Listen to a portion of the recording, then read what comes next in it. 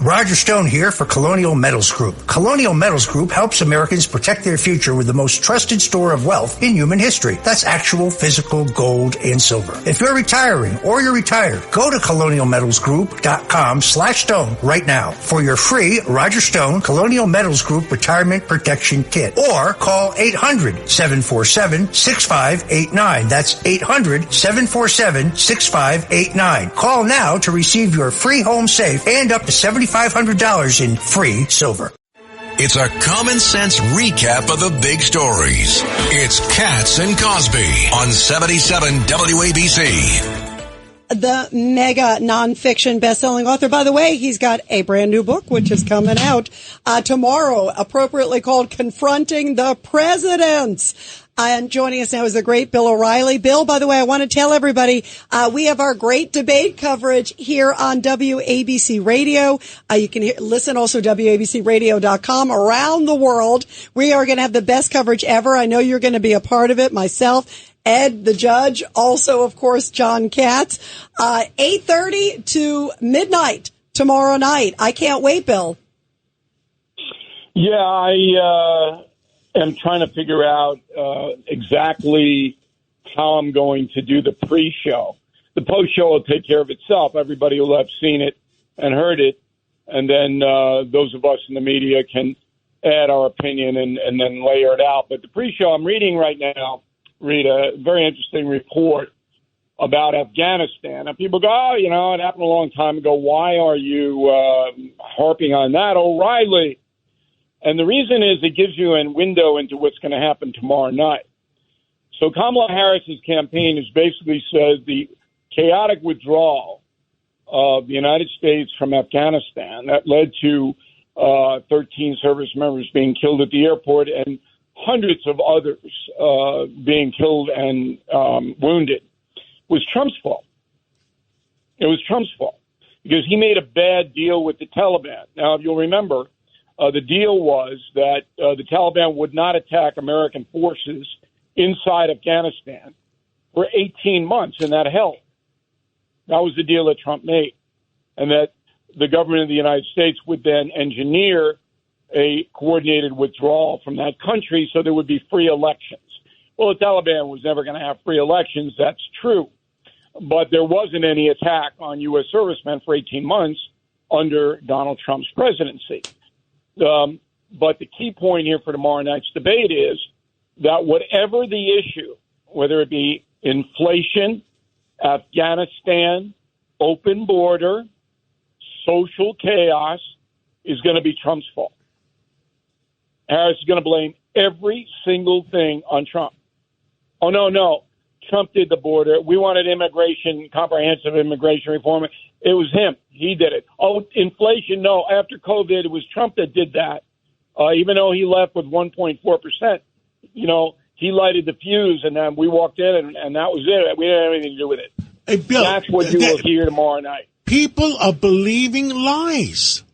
I mean, I can't believe the amount of lies they're telling and people are believing it. Some people. There are too many people in the world. The people who live in the world as it is, and the people who believe what they want to believe. And facts don't matter to those people. We all know them.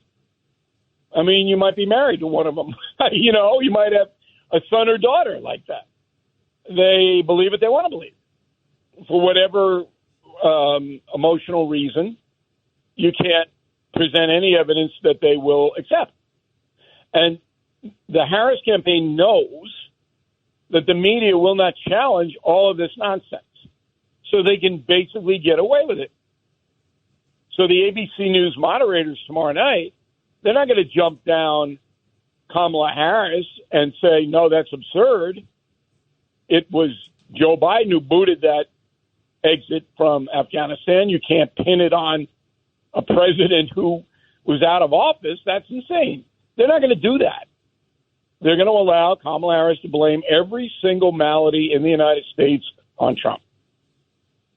So, Bill, in your column on BillO'Reilly.com, and I'm a fan of it, as I am a fan of yours, you wrote sort of the tactic that Trump needs to take which I thought was really interesting, sort of laying out the facts. Donald Trump read the column because his people are quoting it today. So it's very clear. No matter what Donald Trump is asked, he is polite, first of all, not snarling. Okay? He's polite. But he says, I'll answer that question in a moment. But before I do, I just want to tell the audience around the world watching us right now that I am very uneasy as an American citizen standing on the stage. I don't understand why 10 million foreign nationals are in this country without documentation. I don't understand why the cost of living essentials has risen 20%. And both of those things happened on the Biden-Harris administration. I hope you guys are going to ask the vice president about that. Now, that's all he has to do, Rita. That's all he has to do. And that'll put her on the defensive and the moderators on the defensive. And what does that take, 30 seconds? I agree. Now, how do you think the muted microphones... I hope he follows your advice, Bill O'Reilly. I do, too. How do you think... It's not so much... I just wanted the WABC listenership to know. It's not that I'm advising the Trump campaign. I'm not. I'm worried about the country. I mean, you guys talked about that earlier in this hour. You heard about PBS and the fall of Constantinople. Absolutely. I'm worried about this country. And I understand both of these candidates, both of them. And one of the candidates fails to control himself on too many occasions. That would be Mr. Trump. And the other candidate is totally devoid of any problem-solving skills at all. I don't even think the vice president understands the problem. But a better column that I wrote, Rita, and I hope you get a chance to read it, is my on BillO'Reilly.com, is entitled The Kamala Mystery. Yeah, the Warren Harding. Explain. I love that. Warren Harding. Okay, you say the word Warren Harding and people faint. Okay, they don't know who it is. Is that a rapper? Warren Harding. I don't know. I think he's a rapper. By the way, that would be a good name for a rapper. Ed Cox agrees. He got elected president in 1920. This guy. During the campaign, his mistress gave birth to his daughter. Nobody reported it.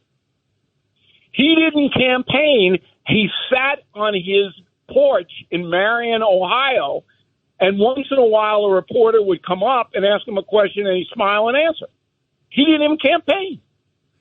And they said about fed up with Woodrow Wilson and the Democrats after 8 years of that chaos.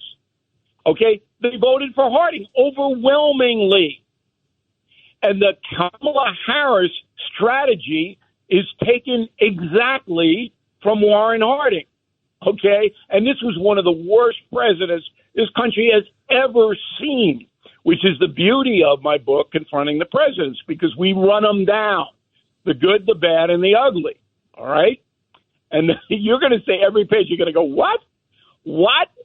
A presidential candidate as a mistress who gives birth and the press doesn't report it? Yes, that happened in 1920. And where do you see how the guy governed? So I'm afraid that if Kamala Harris wins, she is just going to be a puppet of these progressive people who ran Joe Biden, because she has not demonstrated any skill at all about confronting a problem. She wants joy. And this is the best. Kamala Harris's campaign ads go, we need a new way forward. Well, what was wrong with the Biden way? Why do we need a new way? If Joe is so good that you've said 1,000 times with a great president, why do we need a new way? Does that strike you as an obvious question? Yeah, she's hoping Americans have amnesia. Ed Cox, you have a question for Bill O'Reilly? Bill, your analogy of Warren Harding to Kamala Harris, their speeches are the same as said about Warren Harding, that his speeches were an army of words walking across the landscape in search of an idea. And that's just about what her salad of speeches are. At one time, Ed, Harding read a speech that he had not written. Of course, he didn't write any speech. He was too busy playing poker and getting drunk, which is what Warren Harding did every night in the White House. Okay? So he reads the speech, and then he goes at the end of it, I didn't write that, and I don't even believe it. I mean, this is how crazy it is. And the reason that I wrote this book, and Trump is in the book, and Biden's in the book, I mean, they're at the end, and now I'm getting feedback because some people got an advanced copy of this book, is to illuminate the danger of electing people who just simply cannot do the job. I had a guy the other day say, well, what about Trump? And I said, he's got 4 years. He ran the country for 4 years.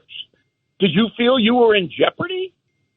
Did you feel that the economy was crashing or that there was going to be World War III? But see, the Democrats and the media have obliterated those 4 years, and Trump has not illuminated them, which he could do tomorrow night. Yeah, and that's the key. You know what's interesting, Bill? You said you heard the top of the show, and we played the phone ringing, the 3 a.m. call, because I sadly, Bill, I mean, you look at the world is on fire right now. I mean, you look at what's going on in the Mideast. You look at the open borders.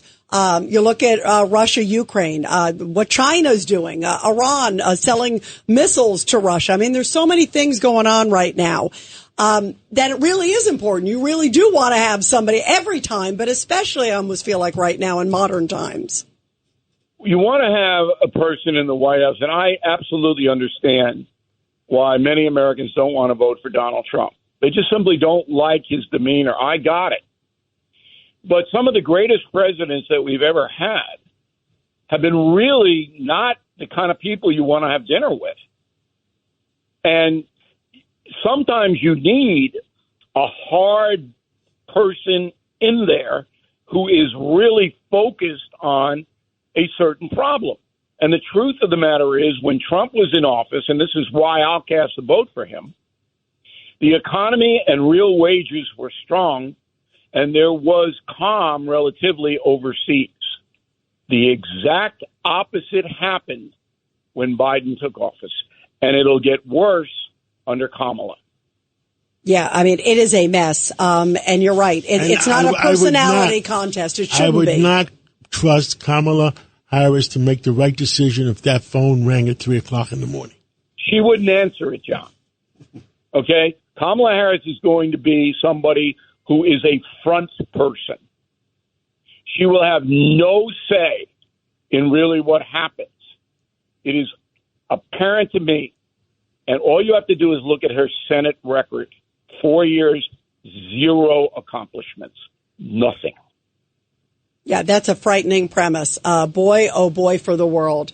Well, Bill O'Reilly, we so appreciate you being here. We can't wait to have you join us also with our special coverage again tomorrow night, 8:30 p.m. to midnight. It's going to be the best ever with Bill O'Reilly, and great perspective, Bill. And everybody check out BillO'Reilly.com. And also your new awesome book, Confronting the Presidents, coming out perfectly timed for tomorrow, Bill. Thank you so much, Thank you, Bill O'Reilly, and I'll be listening tonight at 9. Appreciate it.